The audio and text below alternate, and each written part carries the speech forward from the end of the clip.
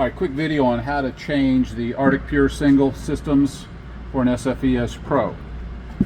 First thing you're going to do, you're going to remove the filter. This has a valve in head, so it automatically shuts the water off here, but you're going to have to turn the water off at the source at the wall, wherever that is. Once that's done, you remove the filter. The pressure gauge is down to 0. First thing we're going to do is we're going to remove that pressure gauge. Now there's this little blue clip here.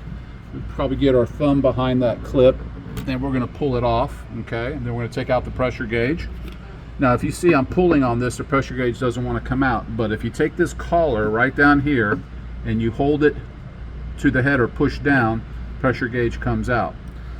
Then we're also going to remove the fitting the same way here. If you pull on that tubing, it doesn't come out, but if I hold the collar down, the tubing will come out when I pull.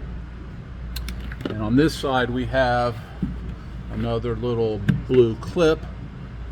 We'll remove the clip like so, hold the tubing down as we pull. If you have issues trying to get this off and it just won't come out, like it's stuck, you can always cut the tubing with a sharp knife flush or close to there, okay? As long as it's a square cut, you'll be fine.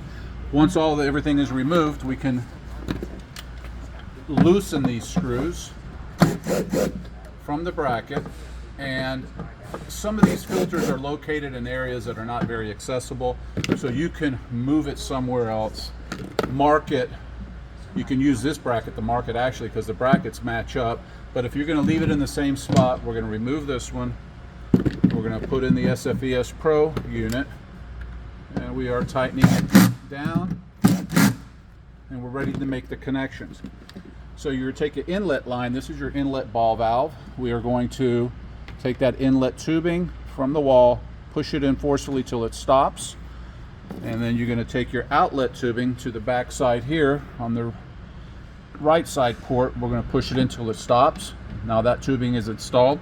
If you want to reuse those clips, it doesn't hurt to take those clips and insert them in here. If that's something you'd like to do, that's fine. It's not needed.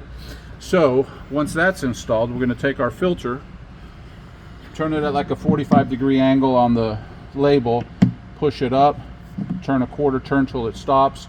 Now we can go ahead and open up the drain valve back here till it's open, and then we're going to turn the water on at the source, at the wall, and then we're going to slowly open up the inlet valve right here, and we're going to flush the water coming out of this drain line.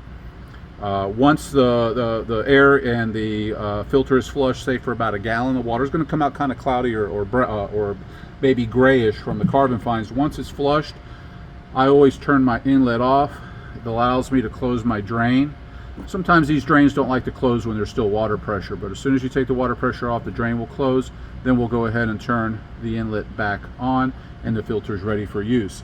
If for some reason you have to replace a fitting, maybe there's something wrong with the quick disconnect fitting, you can do that by inserting a flathead screwdriver into this little slot, roll it off, pull out the fitting, insert the new fitting, and then reinsert the clip.